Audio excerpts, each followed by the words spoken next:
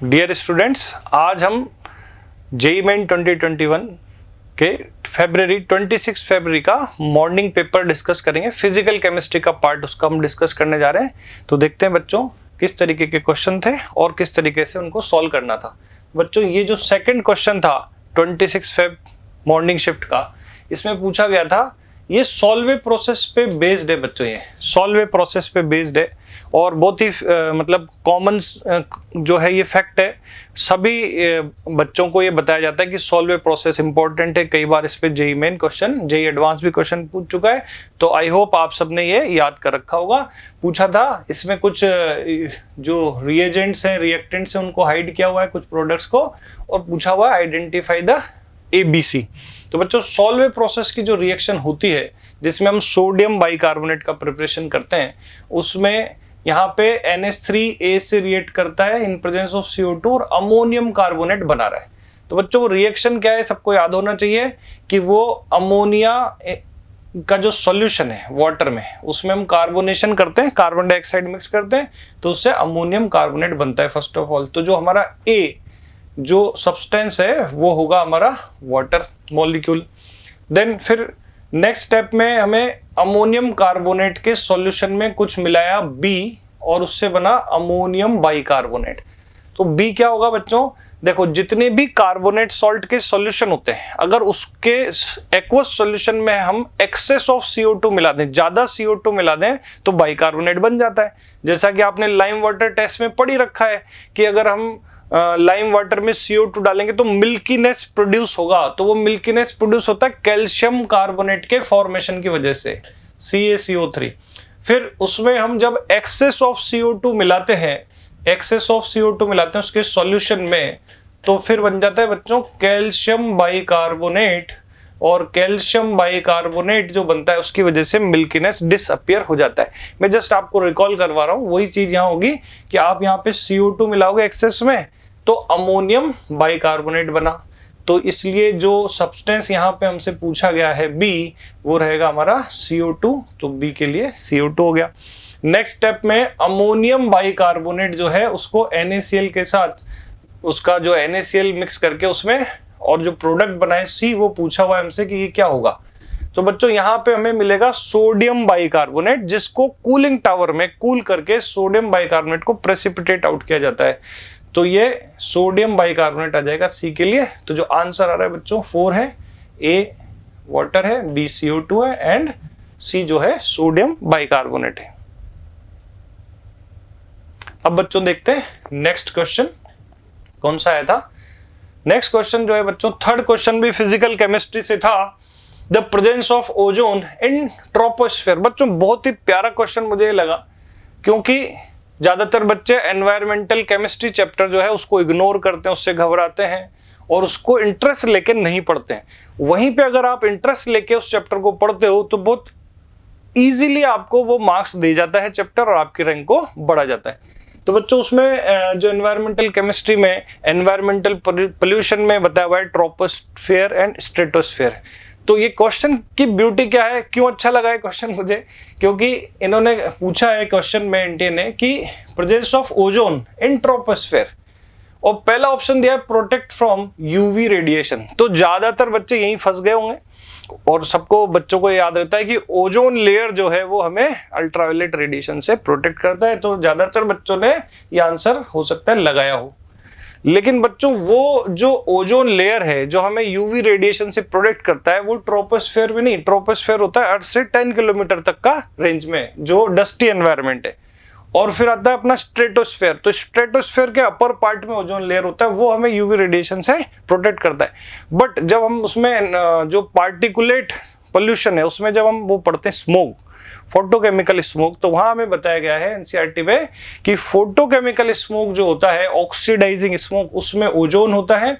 और जो ओजोन होता है फोटोकेमिकल स्मोक में, वो क्या करता है, जो अपना फॉसिल फ्यूल या जो पेट्रोल वगैरह डीजल गाड़ियों में जलता है, तो उससे जो हमें नाइट्रोजन और ऑक्सीजन की रिएक्शन से जो NO फॉर्मेशन होता है, उस NO को वो किस में कन्वर्ट कर देता है, NO2, और itself get reduce into O2।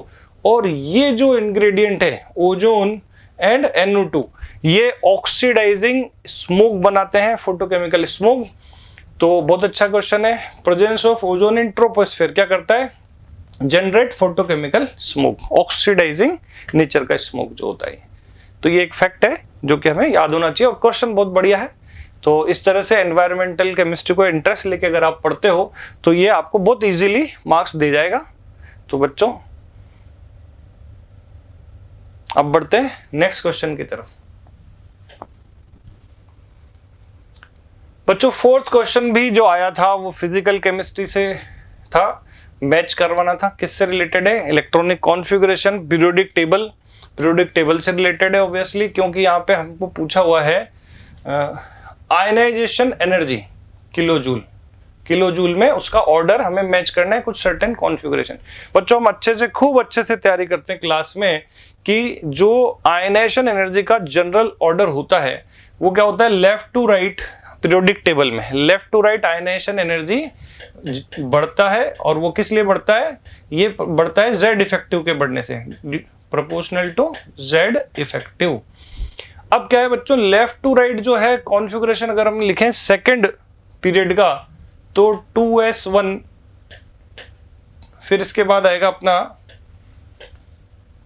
Next configuration होगा 2s2, फिर आएगा 2p1, then 2p2, 2p3, 2p4, 2p5 and 2p6, ये एलिमेंट आएंगे कॉन्फ़िगरेशन वाले।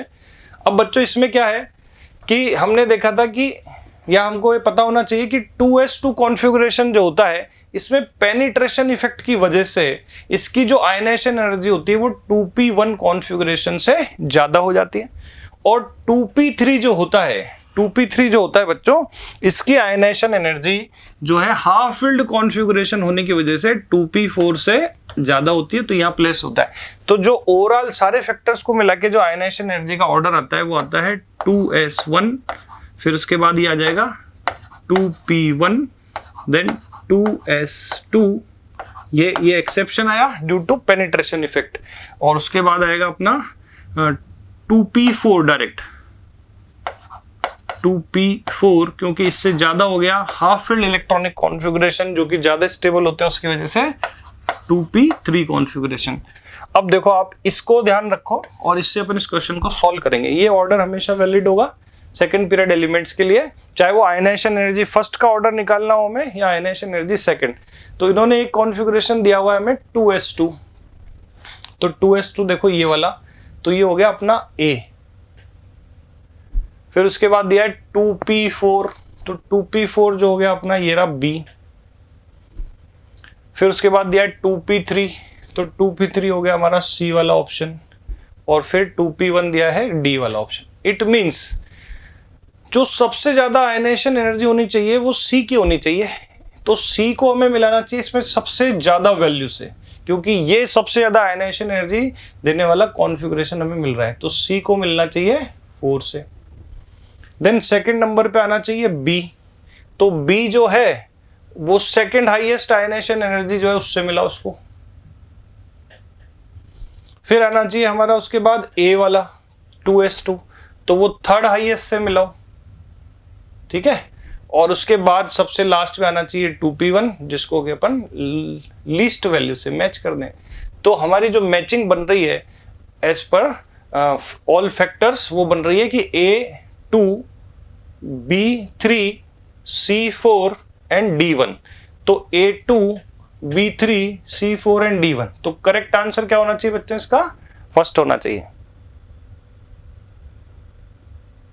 तो बच्चों अब बढ़ते हैं हम नेक्स्ट क्वेश्चन की तरफ।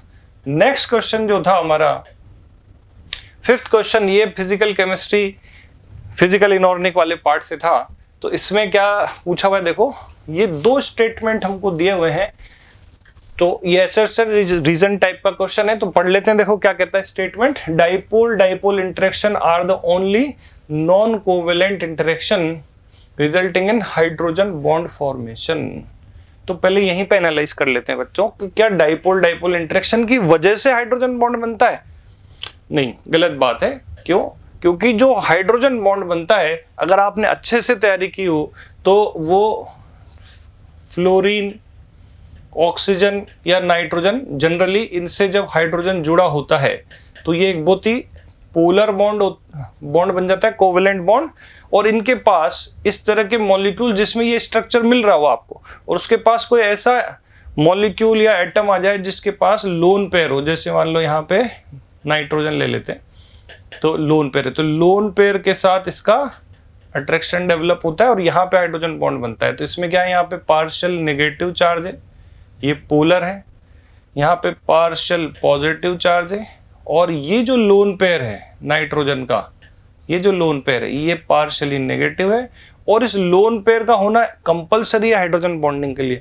तो हम सिर्फ डाइपोल अट्रैक्शन देखें और बोल दें यहाँ हाइड्रोजन बॉन्ड बनेगा, तो ये सफिशिएंट कंडीशन नहीं हुई। डाइपोल के पास एक हाईली इलेक्ट्रोनेगेटिव एलिमेंट से जुड़ा हुआ हाइड्रोजन एटम होना चाहिए, साथ में उसको एक ऐसा एटम भी चाहिए जो कि इलेक्ट्रॉन नेगेटिव हो और लोन पेयर रखता हो, उसके लोन पेयर से ही हाइड्रोजन बॉन्डिंग पॉसिबल है।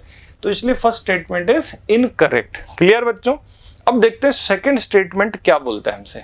Fluorine is most electronegative element, सही बात है, होता है। Then hydrogen bond and hydrogen bond in HF are symmetrical. तो बच्चों ये तो उन्होंने बहुत अच्छी बात बोल दी इस स्टेटमेंट में कि जो बच्चा अच्छे से केमिकल बॉन्डिंग प्रिपेयर किया होगा उसको ये बात होगा कि जो स्ट्रॉन्गेस्ट हाइड्रोजन बॉन्ड बनता है वो इसमें बनता है HF में।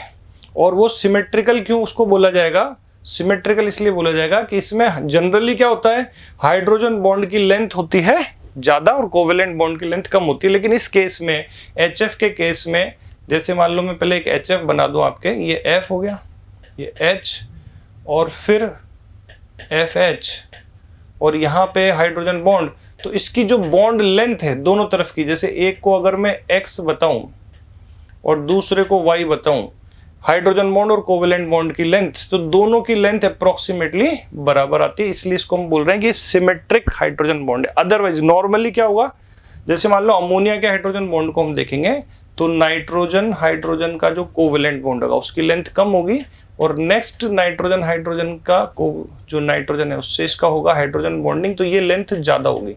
अगर इस लेंथ को मैं Y से डिनोट करूं, इस लेंथ को मैं Y से डिनोट करूं और इसको मैं X से डिनोट करूं, तो रिलेशन क्या बनेगा, Y is greater than X। जबकि HF के केस में X and Y are approximately same, इसलिए ये हो गया अपना सिमेट्रिक हाइड्रोजन बॉन्ड। तो रिजल्ट क्या निकला कि दूसरा स्टेटमेंट सही है। तो आंसर गिवन है 1 और उसमें लिखा है statement A is false and R is reason is true. तो बच्चों ये फर्स्ट आंसर इसका आएगा। अब बच्चों चलते हैं नेक्स्ट क्वेश्चन देखते हैं। नेक्स्ट क्वेश्चन जो है वो 6th क्वेश्चन आया अपने PC inorganic physical inorganic segment से। तो स्टेटमेंट अबाउट हैवी वाटर, बहुत बढ़िया क्वेश्चन है बच्चों ये। क्यों? क्योंकि ये जो hydrogen chapter, hydrogen and its compound chapter, जिन बच्चों ने मन लगा के एनसीईआरटी से पढ़ा होगा और इंटरेस्ट के साथ पढ़ा होगा, ऐसे नहीं कि सिर्फ मार्क्स लाने के लिए याद करना है, जिसने इंटरेस्ट लेके पढ़ा होगा उसको ये बातें याद रही होगी। और बिल्कुल फैक्ट बेस्ड क्वेश्चन है, एनसीईआरटी बेस्ड क्वेश्चन है। स्टेटमेंट अबाउट हैवी वाटर, तो बच्चों हैवी वाटर के लिए सही स्टेटमेंट हमको बताना है। तो कुछ थोड़ा ऑर्गेनिक वाला पार्ट भी हम इसमें देखेंगे, आया है कि ऑर्गेनिक में हमें पढ़ाया जाता है, ऑर्गेनिक केमिस्ट्री में रिएक्शन मैकेनिज्म को ट्रेस करने के लिए हम हैवी वाटर को जनरली यूज करते हैं। तो देखो, heavy water is used in exchange reactions for study of reaction mechanism। तो ये करेक्ट स्टेटमेंट है कि किसी भी रिएक्शन का मैकेनिज्म जो है उसको जानने में अगर हम वाटर के प्लेस पे हैवी वाटर लें और फिर प्रोडक्ट को एनालाइज करें कि उसमें कहाँ ड्यूटेरियम आया कहाँ नहीं आया, तो हम उससे उसकी मैकेनिज्म को ट्रेस करने में हमें हेल्प मिलती है। अब heavy water is prepared by exhaustive electrolysis of water. तो बच्चों ये बिल्कुल इंफॉर्मेटिव है कि हैवी वाटर कैसे बनाया जाता है। तो जो आइसोटॉप्स होते हैं आपने देखा होगा कि वो हमेशा नेचर में एक उनका फिक्स्ड सर्टेन रेशियो होता है, इसको बोलते हैं नेचुरल अबंडेंस। और पूरे नेचर में आइसोटॉप्स हमेशा मिक्सचर के फॉर्म में मिलते हैं और उस सर्टेन रेशियो में ही हमें मिलते हैं। इट मीन्स जहाँ भी हाइड्रोजन है उसके साथ ड्यूटेरियम भी है और जहाँ भी वाटर है उसके साथ हैवी वाटर भी है, लेकिन बहुत कम अमाउंट में है। तो उसको बनाया नहीं जाता है जनरली, उसको क्या किया जाता है, उसको एक्सट्रैक्ट किया जाता है। और एक्सट्रैक्शन उसका कैसे होगा कि आप वाटर का इलेक्ट्रोलाइसिस कर दो, तो वाटर का इलेक्ट्रोलाइसिस होकर हाइड्रोजन ऑक्सीजन गैस बन जाएंगे कैथोड एनोड पे, और लास्ट में बचा रह जाएगा हैवी वाटर। क्योंकि जो हैवी वाटर है उसमें बॉन्डिंग होती है ड्यूटेरियम और ऑक्सीजन की, जो कि स्ट्रॉन्ग बॉन्ड होता है as compare to HOH bond. ठीक है बच्चों, तो क्योंकि ये स्ट्रॉन्ग बॉन्ड है तो इलेक्ट्रोलिसिस इसका इजी होता है, तो फर्स्ट प्रायोरिटी पे वाटर ही ऑक्सीडाइज रिड्यूस होता है और वाटर का इलेक्ट्रोलिसिस होता जाता है और ड्यूटेरियम लास्ट में बच जाता है। तो इस तरीके से हैवी वाटर की प्रिपरेशन की जाती है। This is one of the method. अब heavy water has higher boiling point than ordinary water. देखो बच्चों, जो इलेक्ट्रॉन नेगेटिविटी है, आपने इंडक्टिव इफेक्ट में अच्छे से पढ़ा होगा कि इलेक्ट्रॉन नेगेटिविटी का जो ऑर्डर है उसमें ड्यूटेरियम की इलेक्ट्रॉन नेगेटिविटी ऑक्सीजन से कम होती है, हाइड्रोजन से कम होती है, ऑक्सीजन से तो कम होगी, बट अभी हमारा जो कंपैरिजन हम कर रहे हैं वो किससे कर रहे हैं, हाइड्रोजन से। तो हाइड्रोजन से कम होती है इसकी इलेक्ट्रॉन नेगेटिविटी। अब हाइड्रोजन से कम है इसकी इलेक्ट्रॉन नेगेटिविटी ड्यूटेरियम की, इस वजह से जो बॉन्ड स्ट्रेंथ है और पोलैरिटी है, bond strength and dipole moment, अगर इसकी बात करें, डाइपोल मोमेंट को म्यू से अगर अपन रिप्रेजेंट करें तो किसका ज्यादा होगा, तो डाइपोल मोमेंट जो होता है वो D2O का ज्यादा होता है एज कंपेयर टू H2O।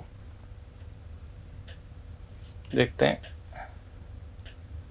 देखो dipole moment of D2O is greater then H2O, क्योंकि ये ज्यादा पोलर बॉन्ड बना रहा है, क्योंकि इसकी इलेक्ट्रॉन नेगेटिविटी कम है। दोबारा से समझो, देखो इसमें जो हैवी वाटर है इसमें बॉन्ड है D और O के बीच में और पोलैरिटी इस डायरेक्शन में है, और वाटर में जो बॉन्ड है वो H और O के बीच में, पोलैरिटी इस तरीके से है। अब क्योंकि इसकी इलेक्ट्रॉन नेगेटिविटी कम है तो यहाँ पे डिफरेंस इन इलेक्ट्रॉन नेगेटिविटी ज्यादा है। डिफरेंस इन इलेक्ट्रॉन नेगेटिविटी ज्यादा होने से ये बॉन्ड ज्यादा पोलर है, तो हैवी वाटर का जो नेट डाइपोल मोमेंट है वो ज्यादा है। इस वजह से हम कह सकते हैं heavy water has higher boiling point than ordinary water, क्योंकि मोर पोलर सब्सटेंस में ज्यादा डाइपोल अट्रैक्शन होगा और ज्यादा intermolecular force of attraction boiling point को इंक्रीज करता है। अब विस्कोसिटी भी D2O का ही ज्यादा होना चाहिए, क्योंकि विस्कोसिटी भी डायरेक्टली रिलेटेड है इंटरमोलिकुलर फोर्स ऑफ अट्रैक्शन से। तो अगर D2O मॉलिक्यूल्स में इंटरमोलिकुलर फोर्स ऑफ अट्रैक्शन ज्यादा है तो विस्कोसिटी भी D2O की ही ज्यादा होती है, और यहाँ पे गलत दिया हुआ है। तो इसका आंसर जो आएगा बच्चों फर्स्ट ऑप्शन आना चाहिए, ABC स्टेटमेंट करेक्ट है। अब बच्चों बढ़ते हैं नेक्स्ट क्वेश्चन की तरफ। 7th क्वेश्चन जो है बच्चों, ये था हमारा एटम स्ट्रक्चर, रेडियल और एंगुलर नोड पे बेस्ड था, कॉन्फ़िगरेशन पे बेस्ड था। तो orbital having 2 radial as well as 2 angular nodes, ये हमको बताना है आउट ऑफ दिस 4 ऑप्शन। तो सिंपल है बच्चों, जो एंगुलर नोड है वो directly angular quantum number L की वैल्यू को बता देते हैं। तो ये बोल रहा है कि L की वैल्यू 2 होनी चाहिए, तो हम अपने हिसाब सॉल्व करें तो जो क्वेश्चन है वो इटसेल्फ हमें बता रहा है 2 radial node and 2 angular nodes. तो 2 angular nodes means L is equal to 2 होना चाहिए, और जो रेडियल नोड का फॉर्मूला है वो होता है n-l-1। तो n-l-1 ये बोल रहा है 2 होना चाहिए। तो भाई इसमें L की वैल्यू रख दो, तो L की वैल्यू रखोगे तो n-2 - 1 must be 2 as per the given condition. Therefore we can say कि n इज इक्वल टू 5 होना चाहिए, n इज इक्वल टू 5 होना चाहिए।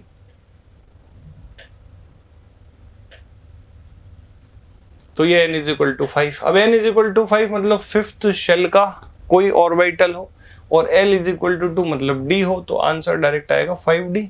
तो 5D हो गया। यहाँ पे जो सोल्यूशन है, यहाँ पे चारों ऑप्शन के एंगुलर और रेडियल नोड लिखे हुए हैं, इसमें से अपन पढ़ें तब भी अपना आंसर 5D आ जाएगा। अब बच्चों देखते हैं नेक्स्ट क्वेश्चन किस तरीके का था। ये एक मैच लिस्ट टाइप का क्वेश्चन था बच्चों, और देखो कि आप देख सकते हो कार्नाइट, कैसिटराइट, कैलामाइन। तो ये जो है वो और से रिलेटेड है, कौन सा और मतलब किस एलिमेंट से रिलेटेड है, इसको अपन को आइडेंटिफाई करना है। तो बच्चों देखो कर्नाइट जो है वो होता है अपना, यहाँ देख सकते हो आप बोरोन का ये और है, तो कर्नाइट जो है वो बोरोन का और है एलिमेंट। और फिर कैसिटराइट सबको पता ही होता है, टिन स्टोन होता है SnO2, तो ये टिन से रिलेटेड है कैसिटराइट। और कैलामाइन होता है वो जिंक कार्बोनेट होता है बच्चों, तो जिंक से मैच होगा कैलामाइन।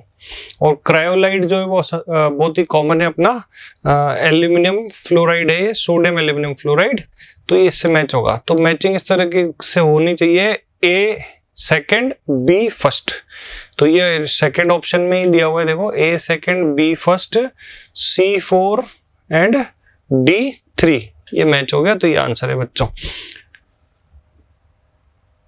अब चलते हैं बच्चों नेक्स्ट क्वेश्चन की तरफ। नेक्स्ट क्वेश्चन जो है 12th क्वेश्चन आया था बच्चों, ये 12th क्वेश्चन जो है ये है on treating a compound with warm dilute H2SO4 X gas is evolved which turns K2Cr27 paper acidified with H2SO4 to a green compound. बच्चों ये क्वालिटेटिव एनालिसिस जो होता है NaN उससे रिलेटेड क्वेश्चन है। ये आपने पढ़ा होगा ग्रुप क्लासिफिकेशन जो था NaS का, तो उसमें डाइल्यूट H2SO4 ग्रुप में कुछ आयंस थे, कार्बोनेट, सल्फेट, सल्फाइड, मतलब sorry sulphite, sulphide, nitrate etcetera. तो यहाँ पे कोई गैस इवॉल्व हो रही है डाइल्यूट H2SO4 डालने से, तो कोई NaN ऐसा था जो गैस रिलीज करता है डाइल्यूट H2SO4 की प्रेजेंस में, और वो गैस ऐसा है जो कि इसको रिड्यूस कर देता है इन ए ग्रीन कंपाउंड, जो आपको पता ही है वो क्रोमियम +3 स्टेट में चला गया होगा, यहाँ +6 से ग्रीन कंपाउंड क्रोमियम +3 स्टेट में आ गया है। तो वो रिड्यूसिंग एजेंट होना चाहिए, क्या होना चाहिए? Reducing agent.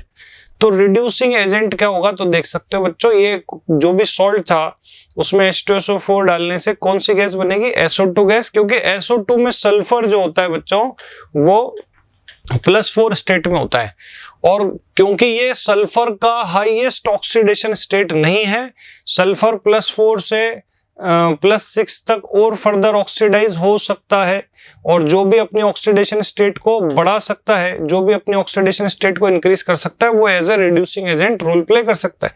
तो इसने K2Cr27 को रिड्यूस करके क्रोमियम +3 सॉल्ट का सोल्यूशन दिया और ग्रीन कलर वहां पर डेवलप हो गया।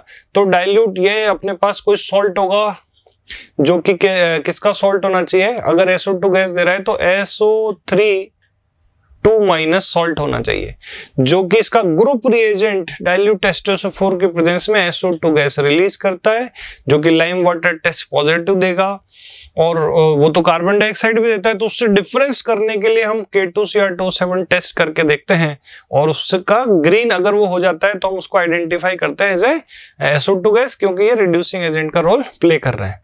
तो बच्चों ये हो गया अपना 12th क्वेश्चन।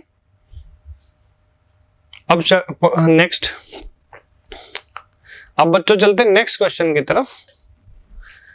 नेक्स्ट जो 16 क्वेश्चन था बच्चों, a compound A used as strong oxidising agent. तो बच्चों स्ट्रॉन्ग ऑक्सीडाइजिंग एजेंट होना चाहिए, एम्फोटेरिक इन नेचर होना चाहिए, and it is part of lead storage battery.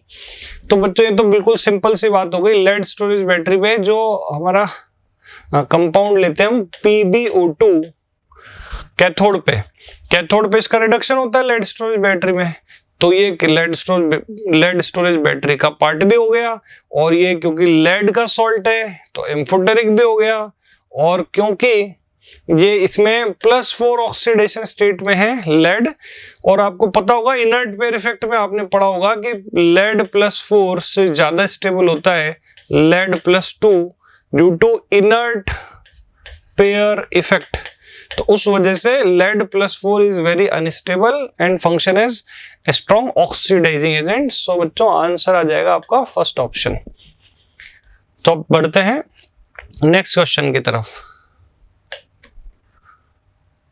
17 question बच्चों, विच one of the following lanthanide does not form MO2? बच्चों F block का question आया ये, और बिल्कुल बेसिक क्वेश्चन है। उसके एफ ब्लॉक की जो कॉमन ऑक्सीडेशन स्टेट होती है वो आपके +3 है, और जो कुछ एलिमेंट्स होते हैं जैसे सेरियम वगैरह +4 ऑक्सीडेशन स्टेट भी शो करते हैं। जैसे ये जो फर्स्ट 3 एलिमेंट हैं ये +4 ऑक्सीडेशन स्टेट भी शो करते हैं, बट इटरबियम जो होता है वो +2 and +3 oxidation state he show करता है। तो जो MO2 बनाएगा एलिमेंट, उसमें मेटल का हो जाएगा +4 ऑक्सीडेशन स्टेट, और क्योंकि इटरबियम तो +4 ऑक्सीडेशन स्टेट शो नहीं करता है, इसलिए पूछा है which one of the following lanthanide does not form, तो इसका आंसर आ जाएगा इटरबियम। अब बच्चों देखते हैं नेक्स्ट क्वेश्चन। नेक्स्ट क्वेश्चन 18 जो है, गिवन बिलो आर 2 स्टेटमेंट, फिर से रीजन एसोसिएशन टाइप का एनालिसिस हो गया है। तो इसमें स्टेटमेंट 1 जो है वो बोल रहा है orthonitrophenol is steam volatile due to intramolecular hydrogen bonding. बिल्कुल सही बात है बच्चों। ऑर्थोनाइट्रोफिनॉल क्या होता है तो आप सबको पता होगा, आपने ऑर्गेनिक में भी पढ़ा होगा इसे, कि ऑर्थोनाइट्रोफिनॉल जो है वो मॉलिक्यूल में होता है इंट्रामोलिकुलर हाइड्रोजन बॉन्डिंग। ये NO2 फंक्शनल ग्रुप है, और NO2 फंक्शनल ग्रुप के साथ यहाँ पे होती है इंट्रामोलिकुलर हाइड्रोजन बॉन्डिंग। और जिसमें इंट्रामोलिकुलर हाइड्रोजन बॉन्डिंग हो रही है उसमें इंटरमोलिकुलर हाइड्रोजन बॉन्डिंग नहीं होगी, और इस वजह से इसका जो बॉइलिंग पॉइंट है वो कम होगा। और बॉइलिंग पॉइंट कम होगा तो जब ऑर्थो एंड पैरानाइट्रोफिनॉल के मिक्सचर को बॉइल किया जाएगा तो ऑर्थोनाइट्रोफिनॉल पहले वेपर्स बना लेगा due to less boiling point, इसलिए वो इंट्रामोलिकुलर हाइड्रोजन बॉन्डिंग की वजह से वो स्टीम वॉलेटाइल है, मतलब स्टीम में पहले आपको ऑब्टेन होगा व्हाइल फ्रैक्शनल डिस्टिलेशन। अब स्टेटमेंट 2 कहता है कि orthonitrophenol has high melting point due to hydrogen bonding. नहीं, गलत बात है बच्चों। ये जो मेल्टिंग पॉइंट है इसका वो हाइड्रोजन बॉन्डिंग की वजह से, वो तो पैरानाइट्रोफिनॉल में होगा बच्चों। पैरानाइट्रोफिनॉल में होती है इंटरमोलिकुलर हाइड्रोजन बॉन्डिंग, और बॉइलिंग पॉइंट और मेल्टिंग पॉइंट की बात जहां तक है वो intermolecular hydrogen bonding between 2 different molecule. अगर हाइड्रोजन बॉन्डिंग हो तो उससे इंटरमोलिकुलर फोर्स ऑफ अट्रैक्शन बढ़ेगा, और उस हिसाब से ये स्टेटमेंट गलत है क्योंकि इसमें हो रही है इंट्रामोलिकुलर हाइड्रोजन बॉन्डिंग। तो कौन सा आंसर लगाएंगे हम इसे? फर्स्ट इज ट्रू, तो ये 4th वाला आंसर आएगा। Statement 1 is true but statement 2 is false. अब बच्चों चलते हैं नेक्स्ट क्वेश्चन की तरफ। अब यहां से स्टार्ट हो गया अपना इंटीजर वाले क्वेश्चंस, न्यूमेरिकल पार्ट। तो बच्चों फर्स्ट जो इसमें क्वेश्चन था वो फिजिकल केमिस्ट्री से रिलेटेड है। फॉर ए केमिकल रिएक्शन, ये केमिकल रिएक्शन गिवन है, इसका डेल्टा H गिवन है हमें 80 kilojoule per mole. Standard enthalpy change of reaction, standard entropy change depend on temperature in kelvin. मतलब जो एंट्रोपी चेंज है वो कहा जा रहा है कि वो टेम्परेचर डिपेंडेंट है, इसलिए इसका वैल्यू हमें कोई न्यूमेरिकल वैल्यू नहीं देके इसका वैल्यू दिया है 2T, मतलब जो भी टेम्परेचर होगा उससे डबल हो रहा है।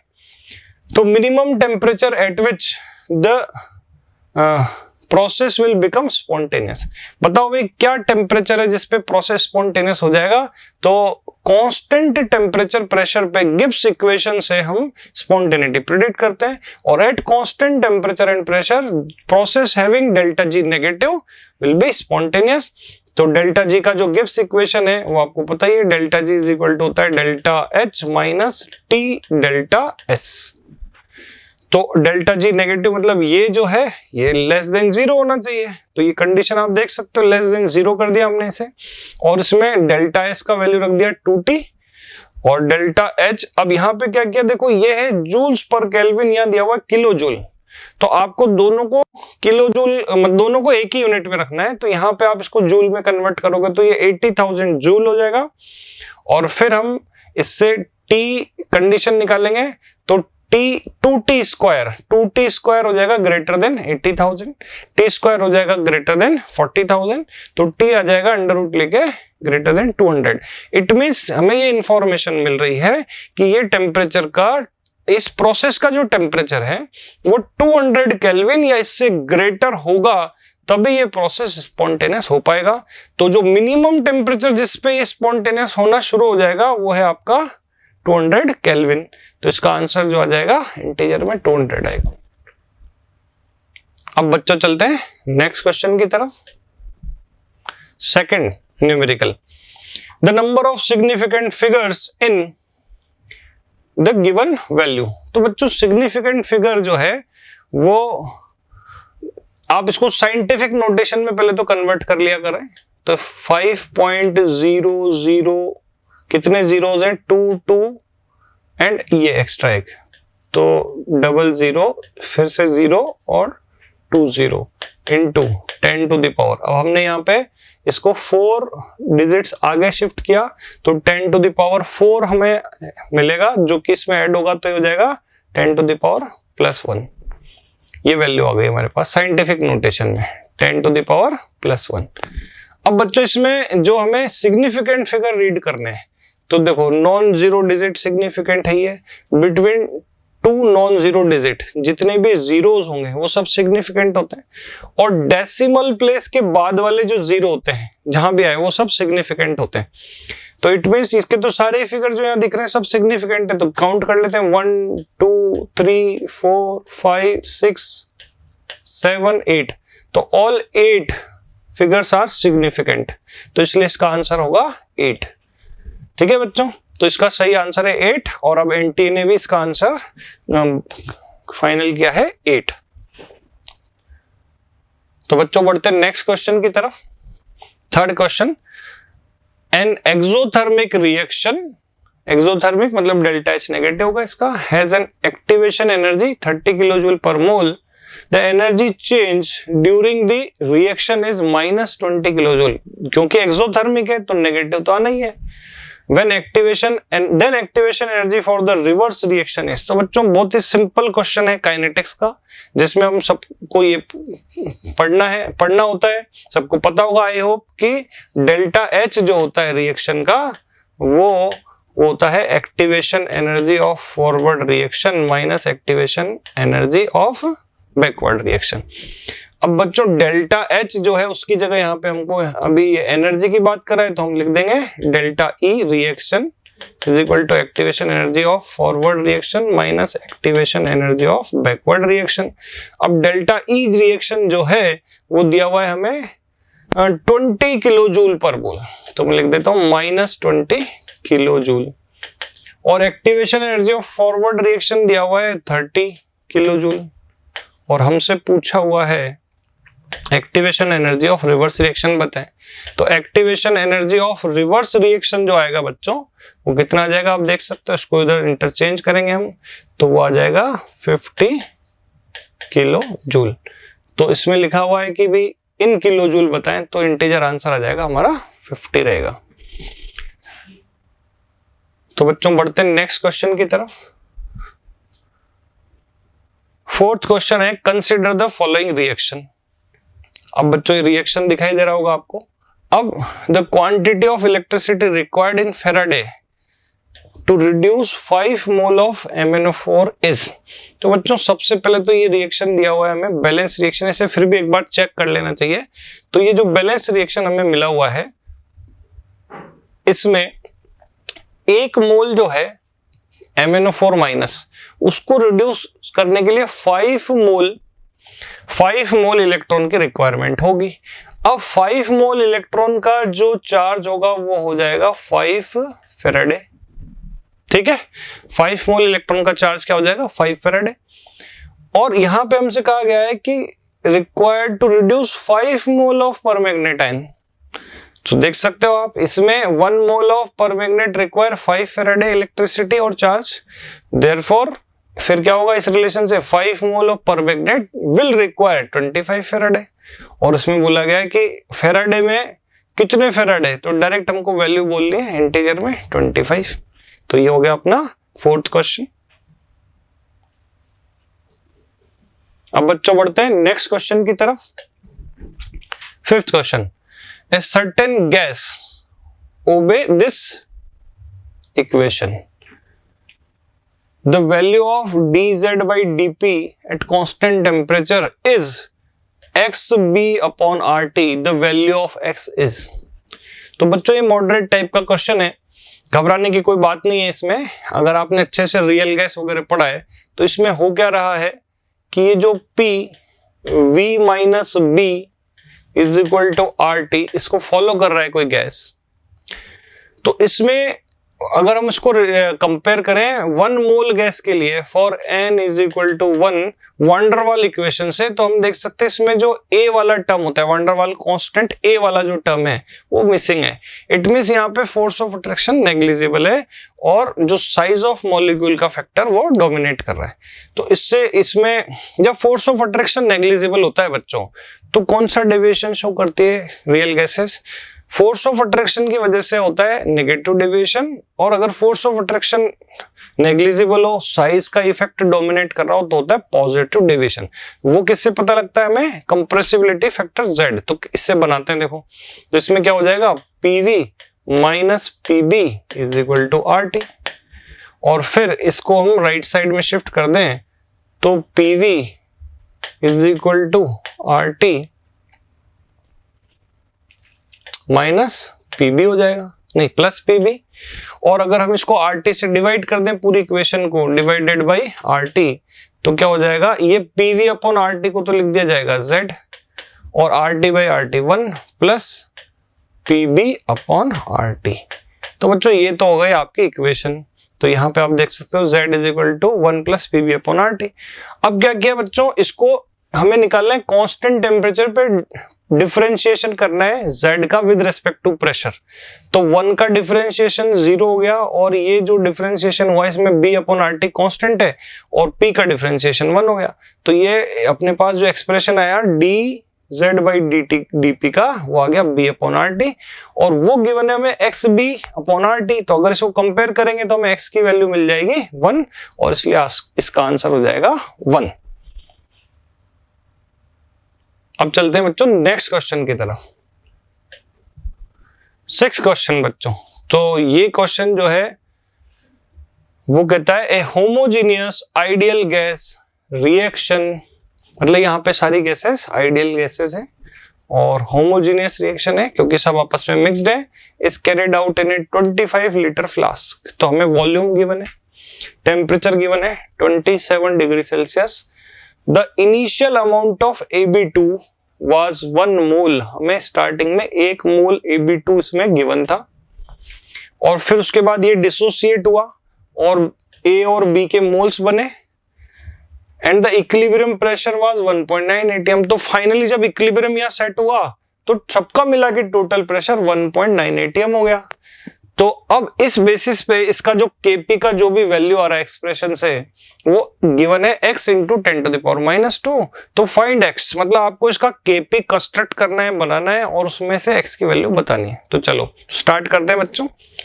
कैसे करेंगे, देखो ये इक्वेशन लिखेंगे। अब हमने इसका 1 मोल लिया है, 1 में से x मोल मान लिया, एज्यूम किया डिसोसिएट होगा अप टू इक्विलिब्रियम, मतलब धीरे धीरे डिसोसिएशन बढ़ के इक्विलिब्रियम पे आके वो कांस्टेंट हो गया। अब वो x अमाउंट वहां पे इक्विलिब्रियम पे डिसोसिएट हुआ। तो अगर इसका 1 मोल डिसोसिएट हो तो इसका भी 1 बनता है, तो इसका x डिसोसिएशन से A गैस का भी x मोल बनेगा। बट यहाँ क्योंकि कोफिशिएंट 2 है तो B का अमाउंट बनेगा 2x। अब ये जो है अपने पास इक्विलिब्रियम पे सबके मोल्स आ गए। अब इससे हम निकाल लेंगे टोटल मोल्स इक्विलिब्रियम पे कितने होंगे। तो आप देख सकते हो -x + x कैंसिल आउट हो गया, 1 + 2x मोल हो जाएंगे इक्विलिब्रियम पे। तो अब ये टोटल मोल हो गए। तो यहीं से आप सबका वो बना सकते हो mole fraction and partial pressure. तो आपको पता होगा कि जैसे अगर मुझे पार्शियल प्रेशर ऑफ AB2 बनाना है तो मुझे क्या लिखना होगा, मुझे लिखना होगा is equal to mole fraction of AB2 into total pressure. अब मोल फ्रैक्शन क्या होता है भाई, मोल फ्रैक्शन होता है किसी भी स्पीसीज के इक्विलिब्रियम पे मोल डिवाइडेड बाय टोटल मोल। तो मैं इसको लिखूंगा 1 - x डिवाइडेड बाय ये टोटल मोल ले लूंगा मैं 1 + 2x, और टोटल प्रेशर आ जाएगा। तो इस तरीके से यहाँ पे जो प्रेशर पार्शियल प्रेशर आएगा इक्विलिब्रियम पार्शियल प्रेशर होगा x upon 1 + 2x into total pressure. यहाँ हो जाएगा 2x upon 1 + 2x into total pressure, just like this expression. चलो आगे बढ़ते हैं। अब क्या होता है, x की वैल्यू निकालनी पड़ेगी मुझे, क्योंकि ये मैं पार्शियल प्रेशर बना लेता हूँ चलो सबका। तो मैं सबका पार्शियल प्रेशर पहले बना के लिख देता हूँ। यहाँ पे मैं लिख रहा हूँ प्रेशर ऑफ ए गैस, कितना बना, pressure of A gas equilibrium पे, तो मोल फ्रैक्शन ऑफ ए, तो ए का मोल इक्विलिब्रियम पे लिखेंगे x अपॉन टोटल मोल लिखेंगे 1 + 2x, और टोटल प्रेशर जो भी है वो लिख देंगे 1.9 atm लास्ट में लिख देंगे। अब देखो B का प्रेशर, पार्शियल प्रेशर, तो B का पार्शियल प्रेशर आएगा 2x, देखो इसके मोल कितने दिख रहे हैं अपने को, 2x इक्विलिब्रियम पे, और टोटल मोल ये याद हो ही गए 1 + 2x आए थे, 1 + 2x और टोटल प्रेशर जो भी होगा।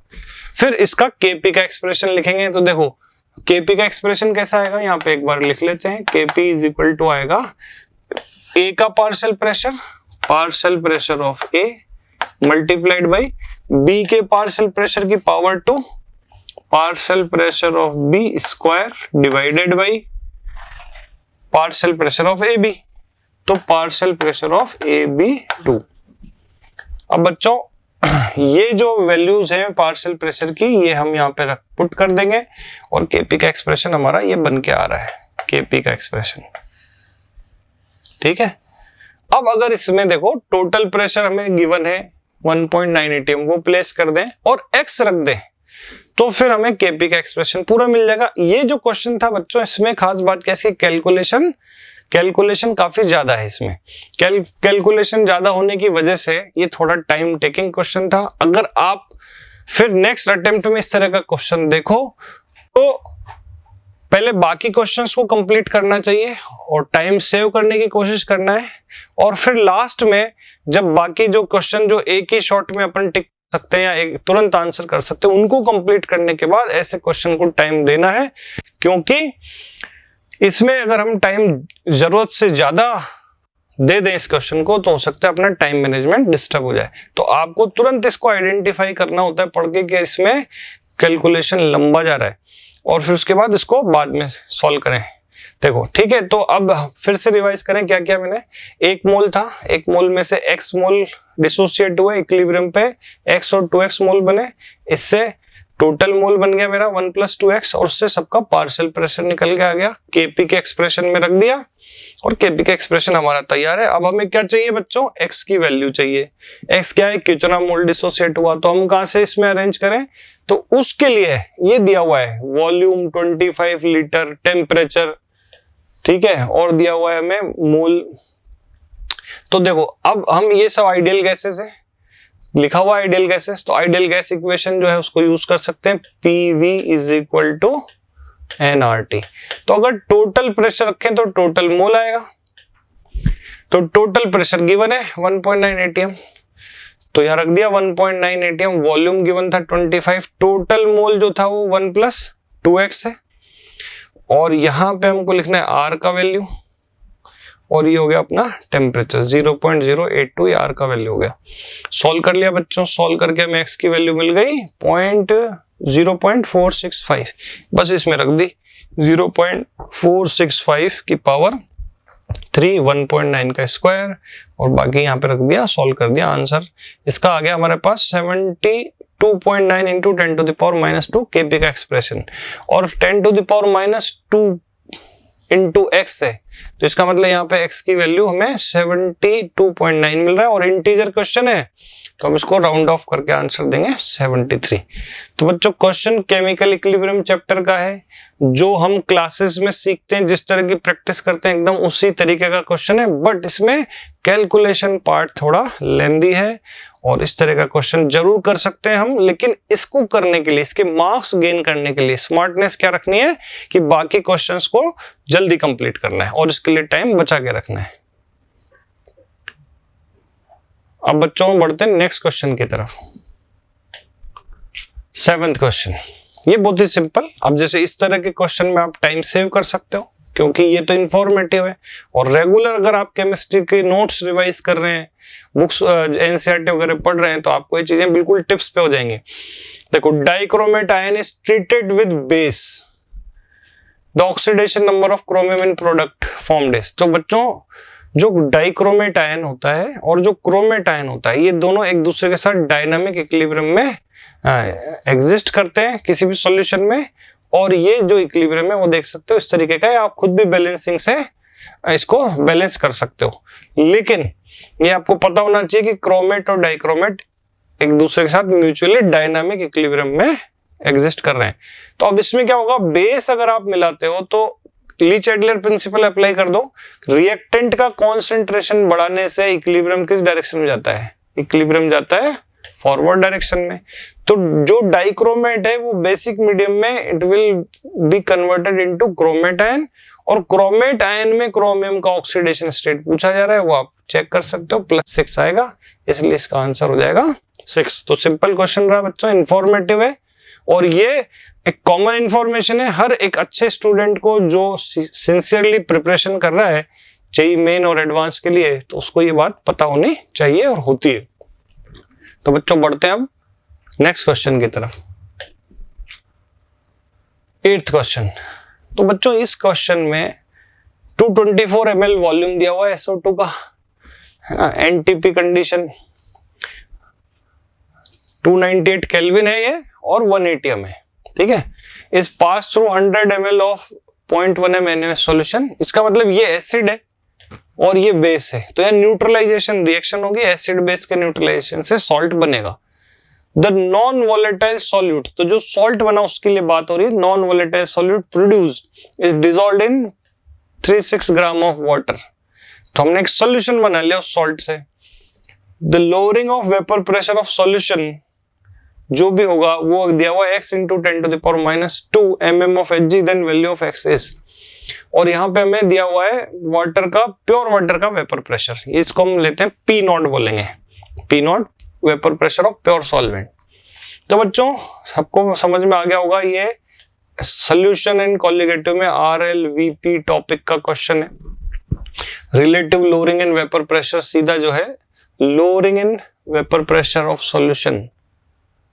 अच्छा, लोअरिंग इन वेपर प्रेशर का मतलब हो गया डेल्टा P निकालने को बोला जा रहा है हमसे, डेल्टा P निकालेंगे, और आपको पता होगा डेल्टा P बाई P0 होता है RLVP, और ये होता है I, ये है वांटा factor multiply by moles of solute upon total mole में मोल ऑफ सॉल्वेंट, ठीक है, प्लस मोल्स ऑफ सॉल्यूट। अब एक और खास बात है, देखो इसमें अच्छे से देखना, इसमें लिखा है एज्यूमिंग सॉल्यूशन इज डाइल्यूट, मतलब अगर सॉल्यूशन डाइल्यूट है तो इसका मतलब सॉल्वेंट के कंपैरिजन में सॉल्यूट के मोल काफी कम होंगे, और प्लस माइनस करते वक्त डिनोमिनेटर से यहाँ इसको हम नेग्लेक्ट कर देंगे। अब देखो क्या करना है, मोल ऑफ SO2 निकाल लिया हमने, जो वॉल्यूम था ml में उसको, जो मोलर वॉल्यूम होता है आइडियल गैस का 22.4 लीटर, तो वो ml में कन्वर्ट किया, उससे डिवाइड किया, तो 0.01 मोल इसके अवेलेबल थे। फिर न्यूट्रलाइजेशन रिएक्शन हुआ तो 0.01 मोल, और यहाँ पे हम मोलरिटी इनटू वॉल्यूम से इसके मोल बना लेंगे, मोलरिटी इनटू वॉल्यूम से।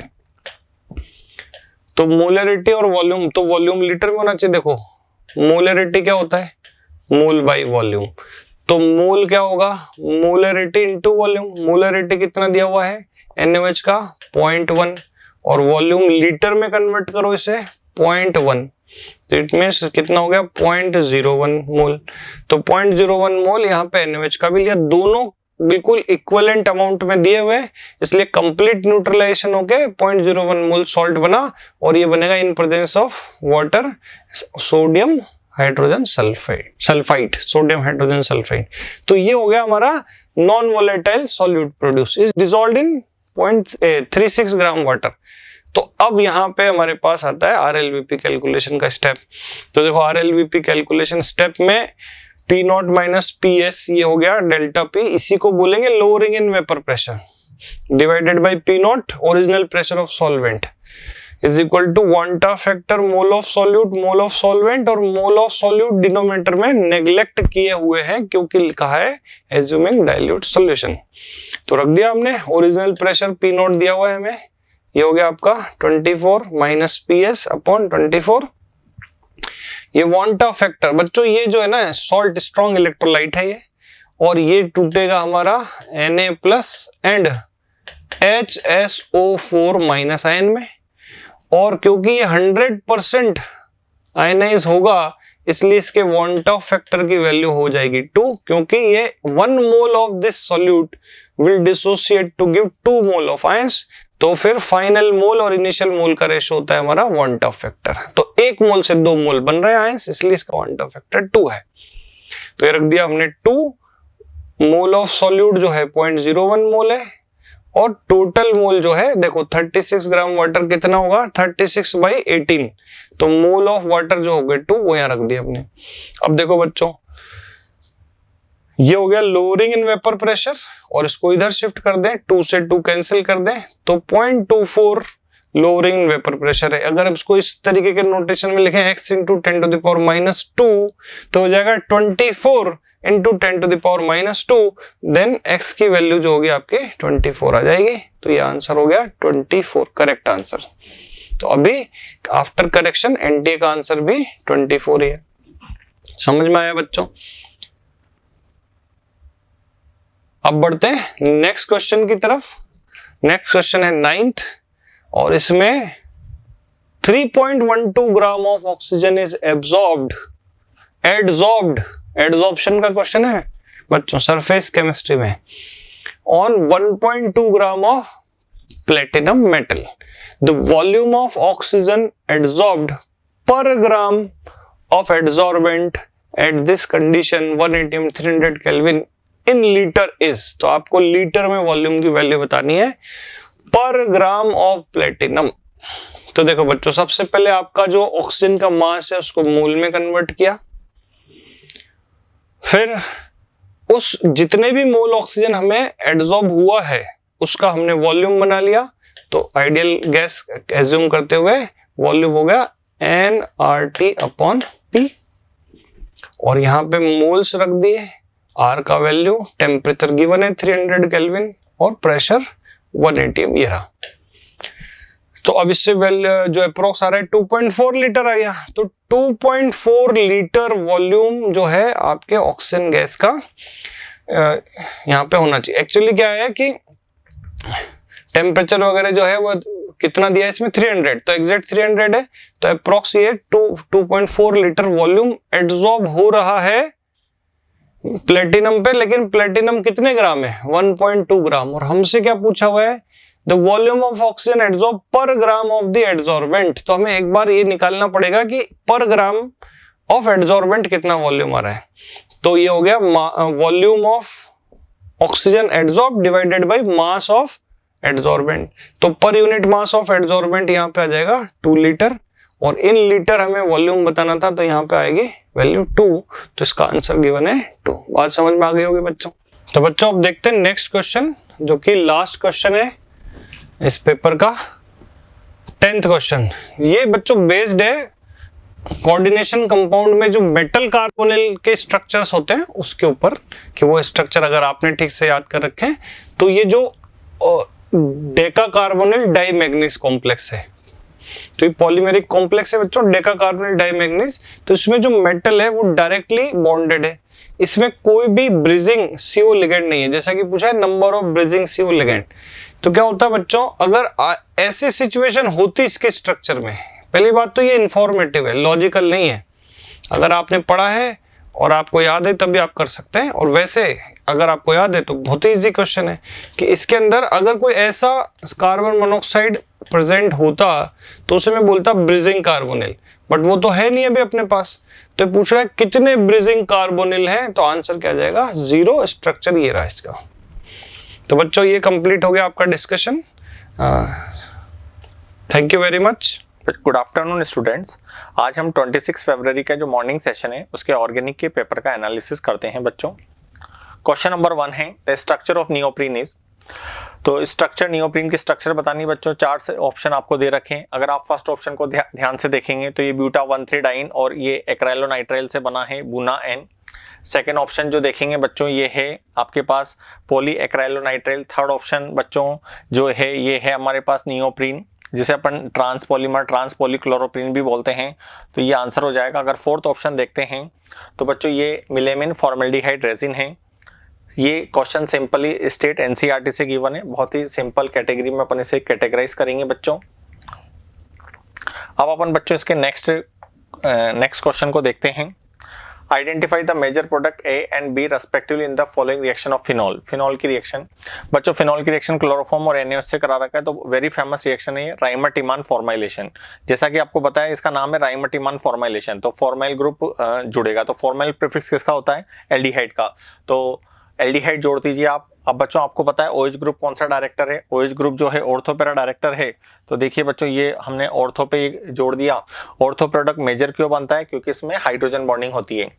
अब Br2 के साथ कार्बन डाइसल्फाइड है बच्चों, तो carbon disulphide non polar solvent है, तो नॉन पोलर सॉल्वेंट में बच्चों जो इसमें इलेक्ट्रोफिलिक सब्स्टिट्यूशन होता है वो केवल एक ही जगह होता है, या तो ऑर्थो पैरा पे मेजर प्रोडक्ट कौन सा बनेगा? पैरा वाला, क्योंकि उसमें हाइड्रोजन बॉन्डिंग नहीं हो रही है, तो इसके अकॉर्डिंग जो सुटेबल ऑप्शन आएगा बच्चों, ये अपने पास सुटेबल ऑप्शन आ जाता है। ठीक है, ये भी स्ट्रेट फॉरवर्ड NCERT का ही क्वेश्चन है। इसके बाद अपन नेक्स्ट क्वेश्चन पे चलते हैं बच्चों। Question number 10, given below are two statement दे रखे हैं। A mixture of chloroform and aniline can be separated by simple distillation. बच्चों क्लोरोफॉर्म CHCl3 होता है और एनिलीन का फॉर्मूला ये होता है। अब देखो सिंपल डिस्टिलेशन किसका कर सकते हैं? जिनके बॉइलिंग पॉइंट्स में काफी ज्यादा डिफरेंस होता है। अगर हम एनिलीन का बॉइलिंग पॉइंट देखें तो 184.1 डिग्री है, और क्लोरोफॉर्म का देखें तो 61.2 है, तो काफी डिफरेंस है। तो काफी डिफरेंस है, इसका मतलब है हम इसे जो है सिंपल डिस्टिलेशन से सेपरेट कर सकते हैं। तो इसका मतलब ये हो गया बच्चों, स्टेटमेंट 1 करेक्ट है। Statement 2, when separating aniline from A mixture of aniline and water, तो बच्चों दूसरे में बोल रहा है कि जब अपन इसे सेपरेट करेंगे तो मान लीजिए एनिलीन और वाटर का मिक्सचर है। आपको पता है बच्चों एनिलीन और वाटर जो है ये मिक्सचर है, तो इस मिक्सचर को अपन कैसे सेपरेट कर रहे हैं? By steam distillation aniline boils with below its boiling point. तो देखो बच्चों एनिलीन का जो फॉर्मूला है उसमें हाइड्रोफोबिक पार्ट ज्यादा है, तो ये दोनों का मिक्सचर जो होगा वो होगा इमिसिबल मिक्सचर होगा। जब भी इमिसिबल मिक्सचर होता है तो उसका बॉइलिंग पॉइंट उन दोनों के इंडिविजुअल बॉइलिंग पॉइंट से हमेशा कम आता है। तो जो जैसे मान लीजिए एनिलीन का बॉइलिंग पॉइंट यहाँ दे रखा है आपको 184.1 डिग्री, और वाटर का आप जानते हो बच्चों बॉइलिंग पॉइंट कितना होता है? 100 डिग्री सेल्सियस। तो जब हम इनको इमिसिबल लिक्विड में जब अपन इसको वो करेंगे डिस्टिलेशन करेंगे तो इनका 184 से हमेशा कम आएगा, इसका वाटर का हमेशा 100 से कम आएगा। इसका मतलब ये स्टेटमेंट 2 भी सही है, तो बोथ स्टेटमेंट 1 भी सही है और 2 भी सही है। और अगर बच्चों इसमें जनरली ऐसे पूछता है कि भाई करेक्ट एक्सप्लेनेशन है, तो ये दो इंडिविजुअल वो है स्टेटमेंट है, तो दोनों इंडिविजुअल स्टेटमेंट करेक्ट हैं। कई बार इस तरह के क्वेश्चन में इससे पूछता है स्टेटमेंट 1 करेक्ट है और स्टेटमेंट 2 उसका करेक्ट एक्सप्लेनेशन है या नहीं। तो ऐसे में आपको बच्चों डैट्स वाई लगा करके अगर आप क्वेश्चन में डैट्स वाई या बिकॉज लगाएंगे तो आपको उसका सही आंसर मिल जाएगा। इसके बाद बच्चों अपन इसके नेक्स्ट क्वेश्चन पे चलते हैं। फॉर द गिवन रिएक्शन, देखो ये जो गिवन रिएक्शन है NaNH2, बेटा NaNH2 स्ट्रॉन्ग बेस है। स्ट्रॉन्ग बेस क्या होता है? सेकंड पीरियड के एनाइन जो होते हैं वो स्ट्रॉन्ग बेस होते हैं, तो सेकंड पीरियड का जो एनाइन है वो स्ट्रॉन्ग बेस है। तो यहाँ से बच्चों क्या होगा? यहाँ से इसमें HBr माइनस हो जाएगा, ठीक है। और ये मैकेनिज्म कौन सा होगा बच्चों? ये मैकेनिज्म होता है E2 मैकेनिज्म। अब E2 मैकेनिज्म हो जाने के बाद बच्चों रेड हॉट आयरन ट्यूब पे इसको हीट करा रहे हैं, तो रेड हॉट आयरन ट्यूब पे हीट करा रहे हैं, तो बच्चों इसके 3 मॉलिक्यूल जो हैं, इसके 3 मॉलिक्यूल जो हैं ट्राइमराइज होके, इसके 3 मॉलिक्यूल जो हैं ट्राइमराइज होके ये बना लेते हैं जिसका कि नाम है मैसिटिलीन। मैसिटिलीन बन जाता है बच्चों, ये पॉलीमर होता है मैसिटिलीन।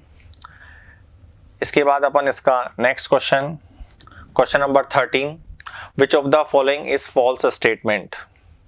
Carious method is used for estimation of sulphur in an organic compound.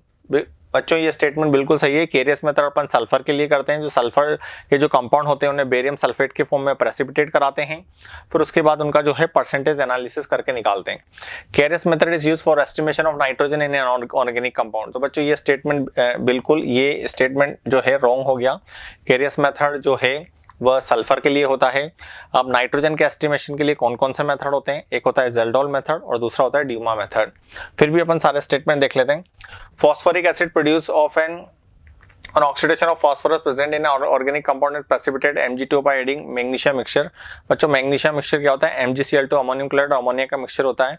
तो फॉस्फोरस के जो कंपाउंड होते हैं उनको हमें जो है Mg2P2O7 में कन्वर्ट करा लेते हैं, फिर वहां से उस कंपाउंड में फास्फोरस का परसेंटेज निकालते हैं। Kjeldahl method is use for estimation of nitrogen in organic compound, बिल्कुल सही है। नाइट्रोजन के लिए जेल्डोल और ड्यूमा मेथड यूज करते हैं बच्चों। ये भी बच्चों एनसीईआरटी का स्ट्रेट फॉरवर्ड क्वेश्चन है। 14 नंबर क्वेश्चन है, विच of the following vitamin is helpful in delaying the blood clotting. Blood clotting में कौन सा विटामिन जो है बच्चों वो देरी से करता है, तो इसका आंसर होगा ये विटामिन ई। देखो बच्चों, विटामिन ई क्या करता है, ब्लड क्लॉटिंग को मतलब जल्दी से नहीं होने देता, देर से करता है। विटामिन के जो होता है ब्लड क्लॉट करने के काम में आता है। इस वाले क्वेश्चन में बच्चों को काफ़ी कंफ्यूजन था, कई बच्चों ने इसका आंसर विटामिन के कर दिया है, जबकि विटामिन के जो है ब्लड क्लॉटिंग में हेल्प करता है, डिलेइंग में हेल्प नहीं करता। अगर विटामिन ई की डेफिशिएंसी हो जाएगी तो ब्लड क्लॉटिंग जो है वह देर से होगा। तो इसका जो करेक्ट आंसर होगा बच्चों वो होगा 3 विटामिन ई। इसके बाद नेक्स्ट वाला क्वेश्चन 15 नंबर क्वेश्चन है बच्चों, एक कंपाउंड जिसका फॉर्मूला C4H8Cl2। जब भी कोई कंपाउंड दिया जाए बेटू आप उसका DU निकालें, आप इसका DU निकालें। DU का फॉर्मूला आपको आता है number of carbon atom 4 + 1 - 8 + 2 upon 2। तो बच्चों इसका DU कितना आ गया, ये 5 - 5, तो इसका कंपाउंड का DU आ गया 0। अब इसका हाइड्रोलाइसिस करा रहे हैं, हाइड्रोलाइसिस कराने पे C4H8O मिल रहा है। प्रोडक्ट का DU निकालोगे तो प्रोडक्ट का DU सेम इसी फॉर्मूला से, इसका DU जो आया है बच्चों वो आया इसका DU जो आया है बच्चों वो आएगा 1 DU आया। इसका मतलब इसमें कोई ना कोई एक डबल बॉन्ड प्रेजेंट है, और ऑक्सीजन है तो ऑक्सीजन के फॉर्म में हो सकता है। B react with hydroxylamine but does not give Tollens test. बच्चों यहाँ पे ये हाईलाइट कर रहा है टोलेंट टेस्ट नहीं दे रहा, इसका मतलब टोलेंट टेस्ट नहीं दे रहा, तो इसका मतलब ये हो गया बच्चों की एल्डिहाइड एब्सेंट होना चाहिए, एल्डिहाइड एब्सेंट होना चाहिए और कीटोन प्रेजेंट होना चाहिए। तो देख लेते हैं बच्चों इससे किससे बनेगा, तो 1,1 डाइक्लोरोब्यूटेन। अगर फर्स्ट ऑप्शन देखते हैं अपन 1,1 डाइक्लोरोब्यूटेन, इसका मैं हाइड्रोलाइसिस कराता हूं बच्चों। तो देखिए हाइड्रोलाइसिस कराने पर C ये OH आ जाएगा और ये भी क्या आ जाएगा, OH आ जाएगा।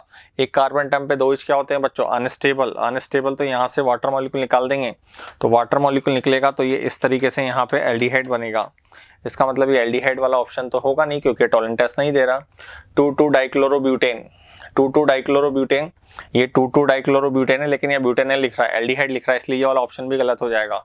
अगेन 1,1 डाइक्लोरोब्यूटेन, ये भी गलत है, ठीक है। फिर सही ऑप्शन कौन सा है, ये वाला, क्योंकि दोनों Cl हट के OH आ जाएंगे। एक कार्बन एटम पे 2 H क्या होते हैं बच्चों, अनस्टेबल। वाटर मॉलिक्यूल बाहर निकाल देंगे तो D is the correct answer. इसके बाद अपन नेक्स्ट क्वेश्चन पे चलते हैं बच्चों। For the given reaction Br2 sunlight, देखो इसमें यूवी सनलाइट दे रखा है, इसका मतलब यूवी सनलाइट है तो ये एल्केन की कैरेक्टरिस्टिक रिएक्शन है। एल्केन की कैरेक्टरिस्टिक रिएक्शन है मतलब ये वाली रिएक्शन हमें sp3 कार्बन पे कराना होता है बच्चों। sp3 कार्बन पे क्या बनता है, फ्री रेडिकल, तो ये रिएक्शन है फ्री रेडिकल सब्स्टिट्यूशन। तो इस पोजीशन में फ्री रेडिकल बेंजाइलिक पोजीशन है, ये वाली जो पोजीशन है बच्चों इसे बोलते हैं बेंजाइलिक पोजीशन। तो बेंजाइलिक पोजीशन पे ही फ्री रेडिकल सबसे ज्यादा स्टेबल बनेगा, तो इस जगह पे Br आ जाएगा, तो Br आ जाएगा तो सुटेबल आंसर हो गया बच्चों ये 3 वाला। इसके बाद इसके नेक्स्ट क्वेश्चन के लिए अपन देखते हैं an amine on reaction with benzene sulphonyl chloride. मान लीजिए कोई अमीन ले लिया बेटा हमने, benzene sulphonyl chloride produce insoluble in alkaline solution. तो इनसॉल्युबल बोल रहा है, इसका मतलब 2 डिग्री अमाइन होना चाहिए, तो 2 डिग्री अमाइन ले लेते हैं हम। तो बच्चों ये बेंजीन, एक मिनट जस्ट,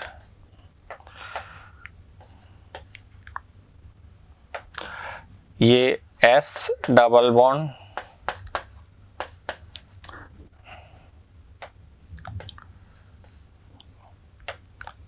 ये Cl, तो 2 डिग्री अमाइन है।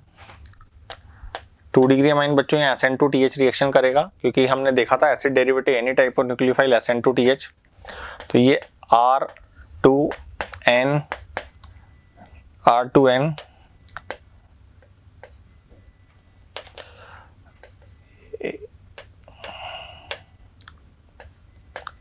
S डबल बॉन्ड और PH। अब बच्चों ये एल्कलाइन सॉल्यूशन में सॉल्युबल नहीं है क्योंकि इसमें एसिडिक हाइड्रोजन नहीं है। This amine can be prepared by ammonolysis of ethyl chloride, the correct statement of the. तो अगर हम फर्स्ट ऑप्शन को देखते हैं तो 2 डिग्री अमाइन होना चाहिए। तो 2 डिग्री अमाइन से ऑप्शन में कौन कौन से आंसर हो सकते हैं बच्चों, 2 डिग्री अमाइन में हमारा आंसर फर्स्ट भी हो सकता है, हमारा आंसर थर्ड भी हो सकता है, हमारा आंसर 4 भी हो सकता है। केवल अभी एक ऑप्शन डिनाई हुआ है क्योंकि 1 डिग्री अमाइन है। लेकिन उसने बोला है this amine can be prepared by ammonolysis of ethyl chloride, मतलब उसमें इथाइल होना चाहिए, उस अमीन में इथाइल होना चाहिए। तो बच्चों इसमें ये प्रोपाइल ग्रुप है, इसमें प्रोपाइल ग्रुप है और मिथाइल ग्रुप है, और इसमें इथाइल ग्रुप है, तो इथाइल ग्रुप इसी में ही, तो that is fourth is the answer.